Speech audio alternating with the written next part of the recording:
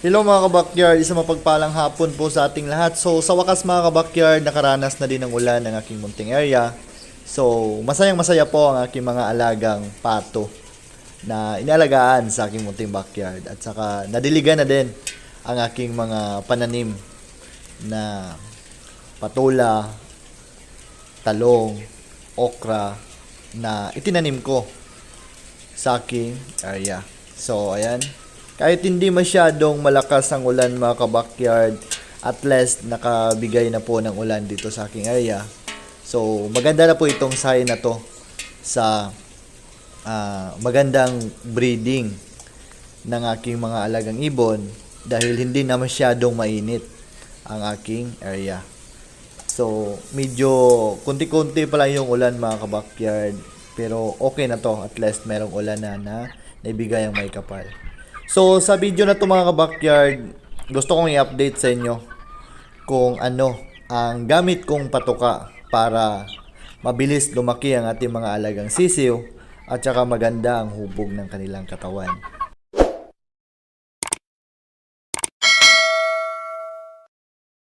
Hello mga kabakyard, welcome back again sa aking YouTube channel. So, sa araw na to, i-share ko sa inyo kung ano ang gamit kong patuka sa aking mga alagang manok na mabilis silang lumaki at saka maganda ang kanilang mga katawan. So nakikita nyo ngayon mga kabakyard, ito yung Kushamo ko at saka Cornish na bantam. So ayan po sila. Tsaka ang gaganda na ng kanilang mga katawan, and then malaki na sila. At saka dito naman sa kabila, ito yung painakay ng aking Frizzle na parisan. So ayan, meron po dito 1, 2, 3, 4, meron pong 5 na mga Frizzle tsaka Polish, and then meron ding isang USLQ naked neck. So nasa 25 days old pa lang po sila, tsaka kitang kita na ninyo ang ganda ng kanilang katawan.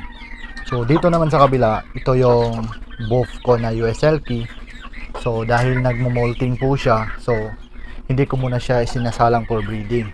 So inantay ko muna na matapos ang kanyang molting season, dahil pagkatapos ng molting season niya is pwede ko na tong gamitin para isalang na ulit for breeding.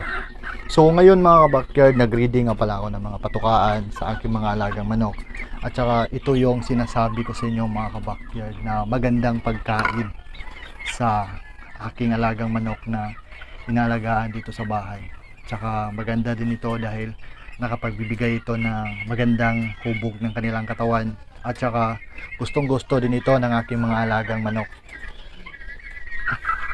So ang pangalan po sa patuka na to mga kabakyard is Gallimax 2. So ito po yung ginagamit ko sa mga alaga kong sisiw dito sa aking area. So ito yung pinapakain ko sa kanila. So ngayon mga kabakyard, magpakain ako sa kanila. So samahan nyo ako.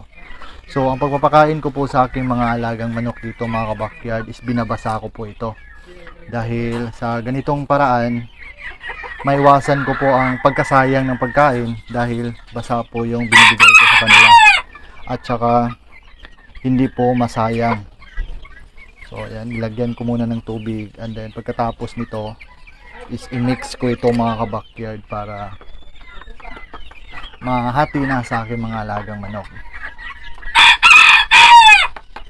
So after 2 minutes nito, pwede na natin itong ibigay sa ating mga alagang manok dahil na-absorb na ng pagkain ng aking mga alagang manok ang tubig na inilagay ko sa kanilang pakainan.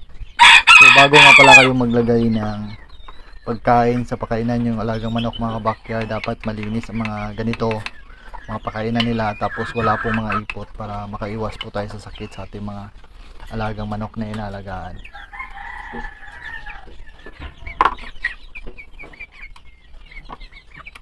So gumagamit nga pala ako mga kabakyard ng kutsara para ma-divide ko ng maayos ang kanilang pagkain. So unahin ko muna itong white leghorn ko na mga alaga. So ayan, kitang kita nyo naman mga kabakyard, malakas na malakas talaga silang kumain. So mga white leghorn na ito mga backyard is inalagaan ko sila dahil ang purpose ko dito is katayin ko ito sa birthday ng aking asawa. So ngayon malaki na sila, nasa 2 kilo na to ang bawat isa sa kanila. Tsaka ang lalaki ng kanilang mga palong, mga kabakyard. So dito naman sa kabila, ito yung nikidnik ko na USLT. So itinira ko nga pala siya dahil gagamitin ko siya for materials sa aking mga USLT na parisan dito sa bahay.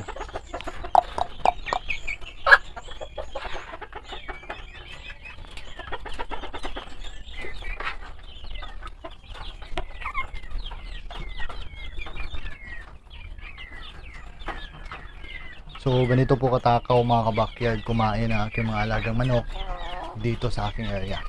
At saka ito naman sa gilid, mga kabakyard, ito yung mga white shiver ko na nung last na upload ko sa inyo is ginawan ko sila ng kulungan. So ito na yung kulungan na ginawa ko, mga kabakyard. So meron ako nilagay ditong dalawa. So dito po sila. At saka ang pinapakain ko po sa kanila is yung layer mask. So ito po yung pagkain nila. At saka ngayon, meron na po silang na-produce sa akin na 2 itlog. So kukunin na natin itong mga backyard. Dahil ilalagay ko na ito sa tray. Dahil good na ito for egg consumption ko dito sa bahay. So ito yung kagandahan, mga kabakyard, pag once may alaga kayong manok na nakaproduce sa inyo ng itlog. Dahil hindi na kayo pumili pa ng itlog sa tindahan. Dahil nga bawat umaga, pag once nagpapakain kayo sa inyong mga alagang manok, then good na sila for laying sa kanilang mga itlog. So makakakuha na kayo ng itlog bawat araw.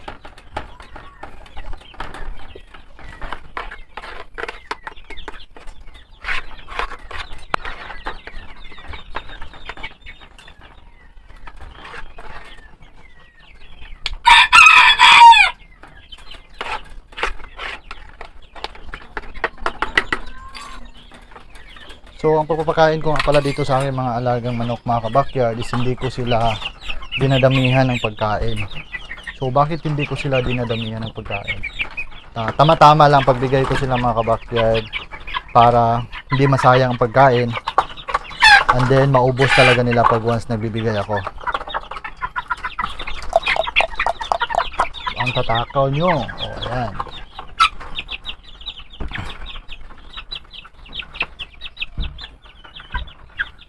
So ganito sila kalakas, mga kabakyard, kumain pag once nagbibigay ako ng mga pagkain.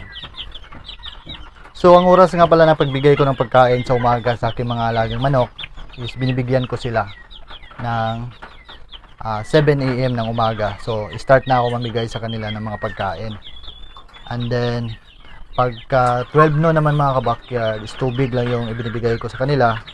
At pagkahapon, bandang 4 PM is yun, nagbibigay na ulit ako ng pagkain sa aking mga alagang manok.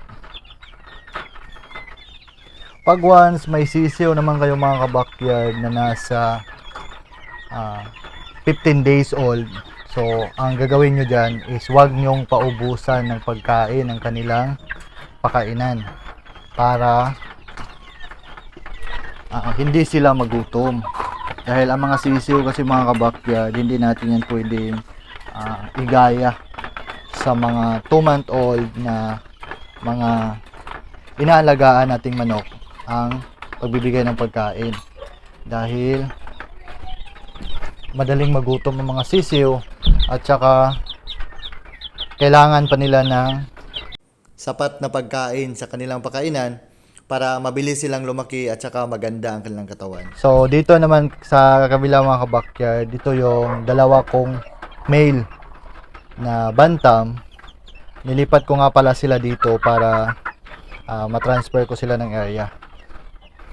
Dahil ang gaganda talaga nila, mga kabakyard, at saka gustong gusto ko ang kanilang taglay na liit. Dahil kahit ganito na sila kaliit, mga kabakyard, is tumiktilaok na po itong 2 to. Kaya ito yung nagustuhan ko sa 2 male na bantam na to. Dahil pag once nasa 5 AM na ng umaga, sila na yung alarm ko dito sa aking munting backyard. So ito naman yung mga sisiw ko dito, mga kabakyard, na nasa 15 days old. So, halo po ito. Mayroon po ditong Presel, XL vertebrate bantam, at saka mayroon din itong Polish Presel. So, at saka mayroon din itong USL key. So, ayan, USL key po yan. At saka Polish Presel po yung white na parang feather duster ang kanilang balahibo. And then yung black. So, ito po yung binibigay kong pagkain sa kanila. So, Galimax 1 po ang ibinibigay ko dahil nasa 15 days old pa lang ang mga sisiw na to.